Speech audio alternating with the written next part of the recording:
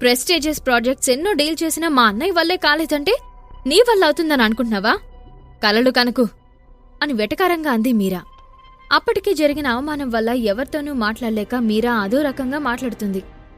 మీరా ఇంకేం మాట్లాడినా అప్పటికే కోపంగా ఉన్న చంద్రకాంత్ని ఇంకా రెచ్చగొట్టినట్టు అవుతుందని మీరాని సైలెంట్గా ఉండమన్నాడు మాయకాంత్.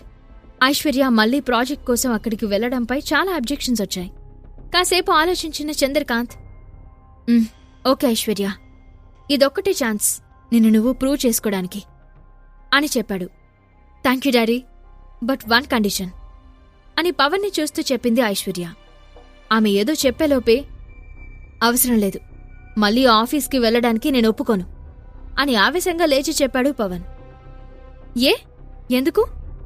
జరిగిన అవమానం గుర్తొచ్చిందా అని చిన్నగా నవ్వుతూ అంది ఐశ్వర్య. నిన్నట్నుంచి వరుసగా జరుగుతున్న అవమానాలకు అసహనంగా ఉన్న పవన్లో ఐశ్వర్య మీద ఏ మూలో ఉన్న కూసింత ప్రేమ కూడా ఎగిరిపోయి ద్వేషంగా మారిపోయింది. డాడ్, నా కండిషన్ ఏంటంటే పవన్ నా దగ్గర తీసుకున్న టీంని తిరిగి నాకిచ్చేయాలి అని పొగరుగా అడిగింది ఐశ్వర్య.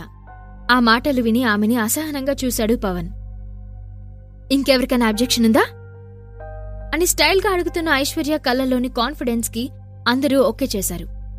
మయకాంత్ ఫ్యామిలీ మాత్రం ముళ్ళ మీద కూర్చున్నట్టుగా కూర్చుంది.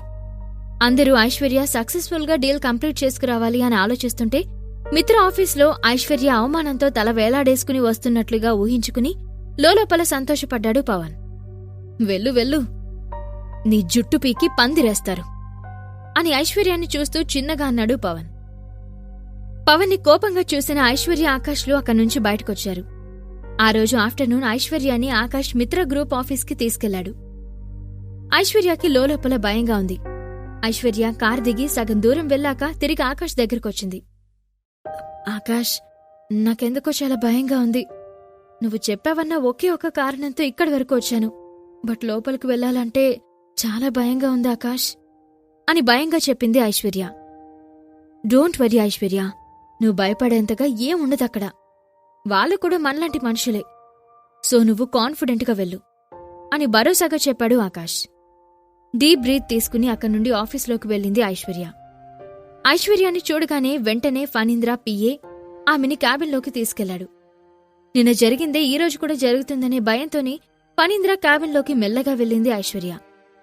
15 నిమిషాల తర్వాత ఫణీంద్ర రూమ్ నుండి పిచ్చి చూపులు చూస్తూ బయటకొచ్చింది ఐశ్వర్య. తన కళ్ళను తానే నమ్మలేకపోయింది. ఇదేదో కల అయ్యుంటుంది అని అనుకుంటూ చాలాసార్లు తనని తాను గిల్లుకుంది. బట్ అది నిజమని తెలుస్తుంటే అలా ఎలా అనే ఆలోచనలతో ఐశ్వర్య బుర్ర హీటెక్కిపోయింది. ఇంత ఈజీగా డీల్ ఎలా ఓకే అయింది? ఎంత ఆలోచించినా అంతు చిక్కని ప్రశ్నగా తోచింది ఐశ్వర్యకి. నిన్న పవన్ చెప్పిందాన్ని బట్టి వాళ్ళు వాంటెడ్గానే అవమానించారు అని అర్థం చేసుకుంది ఐశ్వర్య. అంటే ఈరోజు కూడా అలాంటిదేదో జరుగుతుందని ఊహించింది. బట్ ఐశ్వర్య ఊహించుకున్నది వేరు, అక్కడ జరిగింది వేరు. ఫణీంద్ర బిహేవియర్ పవన్ చెప్పినట్లు వియర్డ్గా లేదు. తనతో చాలా రెస్పెక్టివ్గా బిహేవ్ చేశాడు. ఈ మార్పు నిజమా, లేదంటే పవన్ చెప్పింది అబద్ధమా అని ఆలోచిస్తుంది ఐశ్వర్య. ఐశ్వర్యని అలా చూసిన ఆకాష్కి నవ్వు వచ్చింది. బట్ ఐశ్వర్య మాత్రం ఏం మాట్లాడకుండా అదే ఫేస్ మెయింటైన్ చేస్తూ కారెక్కింది. విషయం ముందే తెలిసిన ఆకాష్ కూడా ఆమె కళ్ళల్లోకి మెచ్చుకోలుగా చూసి కారెక్కి బండి స్టార్ట్ చేశాడు. ఆఫీస్కి వెళ్లేంతవరకు కూడా ఇద్దరు ఏమీ మాట్లాడుకోలేదు. ఆఫీస్కి వెళ్లిన తర్వాత కూడా ఐశ్వర్య ఎవరితోనూ మాట్లాడకుండా డైరెక్ట్గా తన క్యాబిన్కి వెళ్ళింది. ఐశ్వర్య ఒక్క మాట కూడా మాట్లాడకుండా డైరెక్ట్గా క్యాబిన్లోకి వెళ్లడం చూసి అక్కడ ఏదో జరుగుంటుందని, ఈసారి కూడా డీల్ ఓకే అవ్వలేదని అందరూ అనుకున్నారు. అప్పుడు ఆకాష్ అక్కడ ఏం జరిగిందో తెలుసుకోవాలని అందరూ వెయిట్ చేస్తున్నారు అనుకుని ఐశ్వర్య క్యాబిన్లోకి వెళ్లి తన్ని కదిలించాడు. అప్పటికి జరిగింది కొంచెం బ్రెయిన్కి ఎక్కడంతో ఐశ్వర్య హ్యాపీగా ఆకాష్ని హగ్ చేసుకుని, we did it Akash, finally అని చెప్పేసి మీటింగ్ రూమ్కి వెళ్ళింది. ఆకాష్ మాత్రం ఐశ్వర్య హగ్ చేసుకున్నప్పుడే స్టన్ అయ్యి అలాగే నిల్చుండిపోయాడు. అర్థమైంది కదా, ఐశ్వర్య కూడా ఏం చేయలేకపోయింది. సైలెంట్గా వెళ్ళి మీ వర్క్స్ చూసుకోండి, ఇంకా ఎక్కడెందుకు టైం వేస్ట్ అంటున్న సతీష్ ముందు ఫైల్ పెట్టింది ఐశ్వర్య. నేను చేయలేదని నీకు చెప్పానా? ఓకే ఫైన్, నా టీం నాకెప్పుడిస్తున్నా అని పవన్ వైపు చూస్తూ గర్వంగా అడిగింది ఐషు. ఏంటి ఐశ్వర్య, కలకాని కన్నావా ఏంటి అని నవ్వుతూ అంటున్న సతీష్ దిమ్మ తిరిగిపోయేలా అతని ముందున్న ఫైల్ తెరిచి చూపించింది ఐశ్వర్య. డీల్ ఓకే అయింది. ఈ ఒక్క ప్రాజెక్టే కాదు, ఇక నుండి మిత్ర గ్రూప్ ఆఫ్ కంపెనీస్ విజయవాడలో చేసే ఏ కన్స్ట్రక్షన్ వర్క్ అయినా సరే అది మన కంపెనీయే చేస్తుంది అని గర్వంగా చెప్పింది ఐశ్వర్య. ఐశ్వర్య చెప్పింది విని ఆశ్చర్యంతో కళ్ళు తెరిచి చూస్తున్నారు అందరూ. కాని పవన్ ఒక్కడే ఐశ్వర్య చెప్పింది నమ్మకుండా ఫైల్ తిప్పుతూనే ఉన్నాడు. ఖచ్చితంగా ఐశ్వర్య ఒక్కతే ఇలా చేసుండదు. ఐశ్వర్య వెనుక ఎవరైనా ఉండి ఉంటారు, లేదా ఐశ్వర్యాన్ని ఏదో గోల్మాల్ చేసుంటుంది అని తాను చేయలేనిదే ఐశ్వర్య చేసిందని కోపంతో అరిచాడు పవన్. అప్పుడే కూల్గా మీటింగ్ రూంలోకి ఎంటర్ అయ్యాడు ఆకాష్. పవన్ మెంటాలిటీ ఏంటో తెలిసిన ఆకాష్కి అతనున్న ప్లేస్లో ఐశ్వర్యాన్ని ఒంటరిగా వదిలేయాలి అనిపించక వచ్చాడు. పవన్ పిచ్చి పట్టిన వాళ్లా అరుస్తూ, ఏం చేసావో చెప్పు, ఇది నీ వల్ల అయ్యే పని అస్సలు కాదు. ఓ అమ్మాయివి కదా, పైగా అందంగా ఉంటావు, ఆ అందాన్ని ఎరవేసి ఈ డీల్ కొట్టేశావా అని చీప్గా మాట్లాడాడు.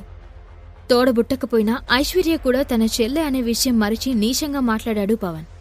పవన్ అలా కూడా మాట్లాడగలడు అని తెలియని ఐశ్వర్య షాక్తో చూస్తూ అలాగే ఉండిపోయింది. అలాంటి నిందలు పడాల్సి వస్తుంది అనుకోలేదు ఐశ్వర్య. ఆ మాటలు విన్న ఆకాష్కి కోపంతో పిడికిలు బిగుసుకుంది. కళ్ళు రెండు ఎర్రగా మారాయి. కోపంతో రగిలిపోయిన ఆకాష్ ఇప్పుడు ఏం చేస్తాడు? ఐశ్వర్యకి సహాయం చేసింది తానే అనే నిజం బయట పెట్టగలడా? మిత్ర గ్రూప్ ఆఫ్ కంపెనీస్కి సీఈఓ ఆకాష్ అనే నిజం బయటపడుతుందా? ఈ ప్రశ్నలకు సమాధానాలు తెలుసుకోవాలంటే నెక్స్ట్ ఎపిసోడ్ వినాల్సిందే. క్రింద ఇచ్చిన లింక్ ని క్లిక్ చేసి పాకెట్ ఎఫ్ఎం యాప్ ని ఇన్స్టాల్ చేసుకోండి. Stay tune to pocket FM.